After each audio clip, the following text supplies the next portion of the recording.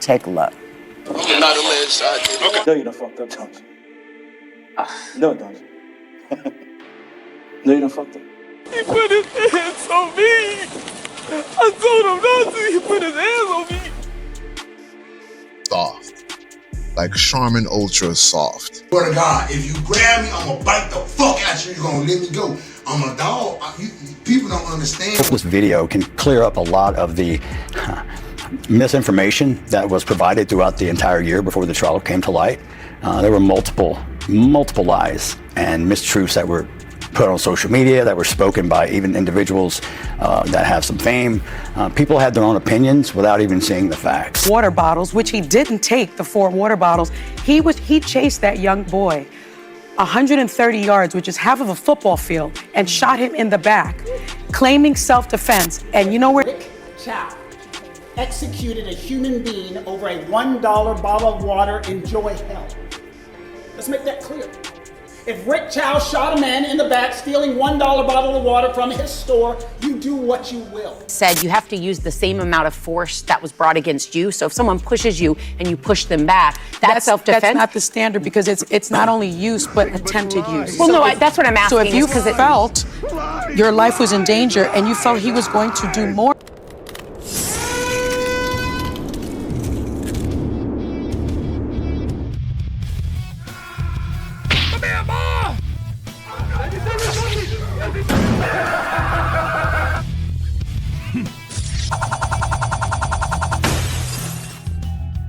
High schooler Karmelo Anthony fatally stabbed Austin Metcalf at a Texas track meet in April of 2025. Take a look.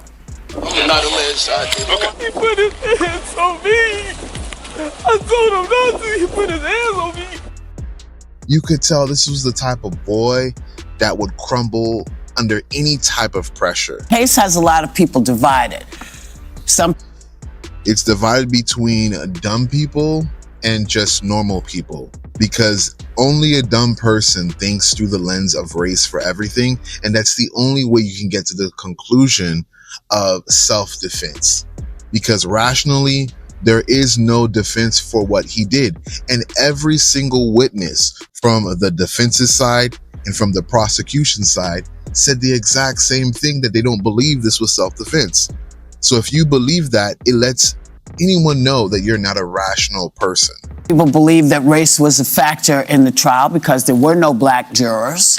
They were all the 3 black jurors that were there were educators, and they were released. They were struck. For that. And some folks think, no, he got a fair trial. But is this a jury of his peers? Yes. I don't think so. She can say she doesn't think so, but peers does not mean race. And Sunny Hostin, even though she is a legal mind, in reality, she's a partisan hack and isn't a really logical thinker. And because of that, she's going to more than likely go on some type of rant where she would be saying that not having people that look like Karmelo means he doesn't have his peers. Yet in multiple different scenarios, if you were to talk to Sunny Hostin, she would immediately view someone as racist who believes that they can only have something in common with someone if they're that same race. But in this instance, she doesn't see that. How? Hold on, bro. How? I'm saying, how? Like, talk to me, bro. A lot of people who are political and talking heads on shows like this think in the exact same way. They're partisan hacks. And you know, this has been an issue for such a long time in the judicial system, where prosecutors use what are called, Batson challenges, and they explain what that is. It's a challenge that is used to strike a juror, generally a juror of color, for a race-neutral reason. Right. Because you're supposed to have a jury of your peers, and you're not supposed to just strike someone because they're black. And in this case, they gave the reasoning that they're educators, and this happened, these were high school students, and this happened at a school track meet, so they couldn't be in. It wasn't just that they're educators. There were people who mentioned that they would not convict him because he's black. Oh, there was no black jurors. You know why? Because you can't be unbiased, you dumb If you answer the question, I can't send a black man to jail because he's black, you're not getting on the jury. But conveniently enough, Sonny Hostin does not bring that up. You need to question that as the audience. Why? And also, why is it all of her co-hosts around her don't question that? And they just stay there silent, hearing this misinformation. The lack of detail that some of the potential jurors mention, the race-based decision-making that they have. Partial because of that. I don't think that's an appropriate They might reason be the best ones too. Yeah, I don't think it's an appropriate reason to strike black jurors, especially when it's a young black teenager on trial, and especially when that particular area is made up of 10% of an African-American community. So I don't think he got a jury of his peers. So I think on appeal there is a legitimate thing, a legitimate reason. I also think we have to look at self-defense here. Don't grab me. If you grab me, I'm gonna bite you. I swear to God, if you grab me, I'm gonna bite the fuck out you. You're gonna let me go. I'm a dog. Because there seems to be two systems of justice at play in this country. And there have been for a very long time. I was part of the system, so I understand that, and I believe that to be true. In this case, this young man, you heard him say, he put his hands on me, and I told him not to. This, the kid that died, and I have so much empathy for him and his family's loss. That kid was 200 pounds. This kid was 130 pounds. And so, and the other kid was also taller than he is. He was the only black kid under the tent. And the victim here had his twin brother with him, who was also a very large person. If you don't fear for your life, if you weigh 130 pounds, I weigh 130 pounds. Are you high or just incredibly stupid? This is insidious. This is ridiculous. She is trying to make the boys come off as this intimidating image when they weren't. And if you watch the video, the entire video that was released a few days ago, you would know that it was the most slightest of push. It wasn't them ganging up on him and beating him up. So her saying these things is her way of softening up a very dumb audience to a very dumb conclusion. And it's sad that this filth passes off for TV sometime. 200 pounds. I would be terrified of that. So I don't understand why self-defense was rejected by this jury. I agree with a lot of what you're saying, especially the jury representation. That's what stood out to me. And we know there's plenty of evidence that there's sentencing disparity with people of color. The one thing to me, though, is what is the fair sentence when you take a life? And this is what I'm struggling with, because this is a tragedy across the board. A 17-year-old is dead. A 17-year-old's going to likely spend 35 years in jail. He could appeal at 17. What would you, I'd be curious what you think, because I wrestle with it. If it was, God forbid, anyone in my life, I would think 30 years seems about right. If they said life, I'd say that's too long for a 17-year-old. He could be rehabilitated. Look, I think 35 years, if there is no self-defense claim, which is an absolute claim to this crime, absolute defense, I think that would be appropriate. But if you look at other cases, there was the other case where there was a young black kid who was chased by Rick Chow, a store owner, accused. Oh my God, even this one is another misinformation fest. The Rick Chow incident, what happened isn't that he shot the boy because he believed he was robbing his store of, water bottles. That wasn't the reason. If you pay attention to the trial, it was because he pointed a gun at his son. And in that instance, you, the audience, please tell me, if you see another person pointing a loaded gun at your son, what are you going to do if you have a gun in your hand too? Because there's nothing to justify this back and forth. Was he right? Was he wrong? It doesn't matter. Taking a human life over a bottle of water is absolutely ridiculous. It's wrong under any way that you could possibly look at it. And that's why the state has gone out of their way to put this $1 bottle of water up, to put this picture up, because they want you to believe that this is what this case is about. The rest of the story has nothing to do with this water. It doesn't. Because if that was what it was about, this wouldn't be a complicated case. They need to scare you. They need to make you afraid. They made you think the great Rick Chow, this evil human being over here, killed a man over $1. And that is disgusting, that is awful, that is abhorrent, but that's not what they're upset. And they want you to believe it's about a bottle of water. It's not. It's the story. This is a store. Testimony was they've owned it for 11 years. Margins are small. Just in the wall of shame. People have shoplifted, people have stolen. Chased them. I've been stolen from. I chased the people to Georgia, flat out. It's their property. They're emotional about it. And that's why he ran after it. And if we take this one step further from the state's theory, Rick Chow is so pissed off, so damn angry about this shoplifter, hates him so much that he executes him. Why not shoot him when he gets out of the store? Gun's already on his hip. Why not walk out of the store? Shoplifter, $1, he stole, shot. Shoplifter, 10 yards, shot. Shoplifter, 20 yards, shot. 30, 40, 50, 60, 70, 80, 90, 100, 110. Why wait one unless something changed? What changed was somebody pulling a gun and pointing it directly at his son. That's what changed. If he wanted to execute Cyrus, he could have done it right outside of that store. Ignore that because that would be part of the rest of the story. Use your common sense and listen to the evidence, but listen to the witnesses and listen to what they've told you. He came up to the counter with his hands in his hoodie, and there looked to be something heavy in there. I didn't know what it was, and so I asked him, and he did this, and it looked like there was something heavy in there. It was the gun! Did Andy know it was the gun? Absolutely not. But you can understand why Andy would have said there's something strange going on. His behavior, something in the pocket, going weird with the water, that's what was strange. So that is to explain why Andy made the unilateral decision that there was something strange going on here.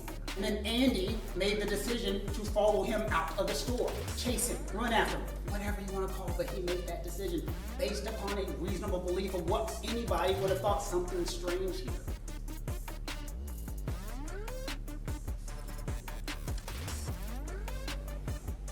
I asked the officer, again, about the suspicious behavior. That 24 hours, less than 24 hours before he came into the store. He posted this on his social media. Remember? I asked him about it. Not only was it this, it was a clip from a video in which he was pointing a gun at a screen with a laser and a flashing light on his Instagram story. You put all that together, you can explain that someone's behavior would have been a little strange.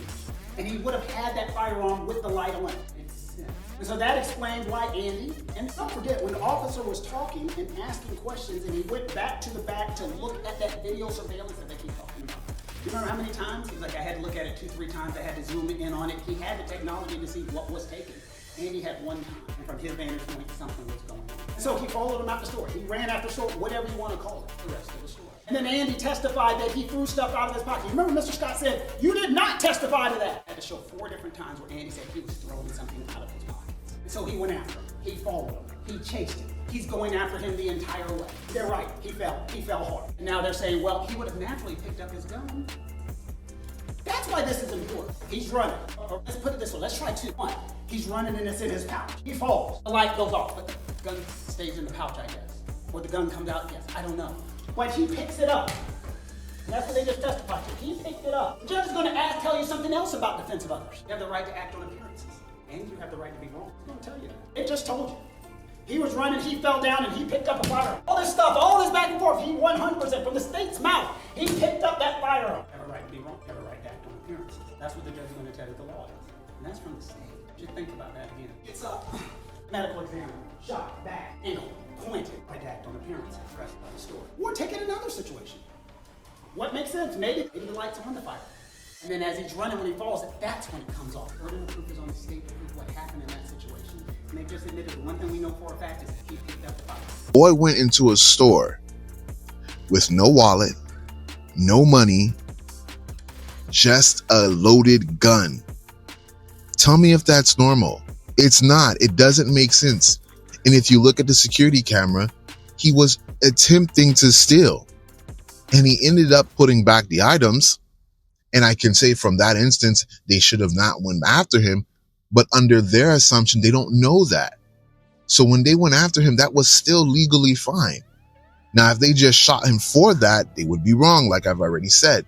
But we all know, if you look at the trial, you know that that shooting was 100% justified. A lot of these people on these shows, they masquerade as they're a point of authority because they have a title behind them or a degree behind them. But deep down, some of these people are very dumb. And they're not dumb because they lack intelligence. It's that they become politically captured.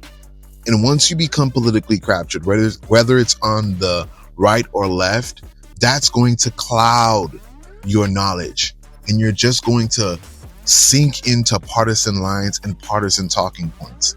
Because I promise you, this entire incident, Sonny Hostin would have a different opinion if it was white on white, black on black, Hispanic on Hispanic, Asian on Asian. The only reason why she has this thought is because it's in the paradigm of white versus black. Not guilty. Yeah, and there's a lot of cases like that. If that is self-defense, I don't But when understand the why system this fails isn't. one time, I don't think we should then say, so then the system But should if fail. These are multimillionaires. All they have to do is fact check it for 30 seconds, maybe a minute or more. But the fact that they're choosing not to do that, and they're on a show where millions of people watch them, and they intentionally misinform them, it's so disgusting. Very similar self-defense Well, Sonny, claims. I had a question because I was wondering why the self-defense claim didn't work, and I had read that it said you have to use the same amount of force that was brought against you. So if someone pushes you and you push them back, that's self-defense. That's not the standard because it's not only use but attempted use. Well, no, that's what I'm asking. So if you felt your life was in danger and you felt he was going to do more than just push you, and you weigh 130 pounds and you're outweighed by 70 pounds, so you can use. You know what? When I look. No, you are so dumb. You are really dumb. For real. At this case, though, which to me is just sad every which sad way, all the right? way There's around. two families that are destroyed. There's, Austin Metcalf lost his life. Karmelo Anthony is going to spend at least 17 years in jail. So this is just tragic. But my question is, how did this get to this point, and where the hell were the adults? Yeah. These were two 17-year-olds. Yeah. I mean, what I understand is, And the dumb sills are clapping at that. And to be fair, most of it is paid audiences, so they do have an applause line. So if you're there, it says applause. People are just going to do that. it is normal for runners to go under tents. My kids were runners. You always do that. And so there was some conversation that he was told to leave, and he was saying, Well, he had been invited under the tent by a friend. Yes. He had been invited. One last thing, I know we're playing the music, what? but Metcalf, Austin Metcalf's the victim, the deceased, his father went on a podcast, and listen to it for yourself, but he called Karmelo Anthony a racial slur, and he also said that the reason that black people weren't on the jury is because black people are unable to hold bias from the trial because they don't know their own fathers, have a bunch of baby mamas running around, living off of government. Even then, she's paraphrasing what he said intentionally. If you watch the video that the father released in its entirety, you will clearly see that's not what he said. And he even said in the video that he'll say something inflammatory intentionally because he knows no matter what he says, all they're seeking is a sound clip, a sound bite. And he gave them that just to prove a point, and she's proving that point right now. And assistance. So that is the thing. That's the thinking of the victim's father. Well, let's not say that was the victim's I'm not saying it was thinking the as thinking well. of the victim, but of the victim's father. Since they're talking about the victim's father so much, let's watch this interview that he's had recently. Thanks for being with us here today. Thank you, Will. Thanks for having me. I think I'd love to just start this conversation with some of what I just shared with the audience. This is not new to you. I'm sure you've seen the video and heard the 911 call. I did notice you took your earpiece out. You didn't want to hear that audio again of the 911 call. Correct. Just too hard to hear it again and to see this video. And there's another body cam footage that hasn't been released, and it has some pretty graphic details, and I can hear my son screaming, and it's something I don't really want to care to listen to again. Totally understandable. What, with this video's release, Jeff, do you hope the public can see about this moment?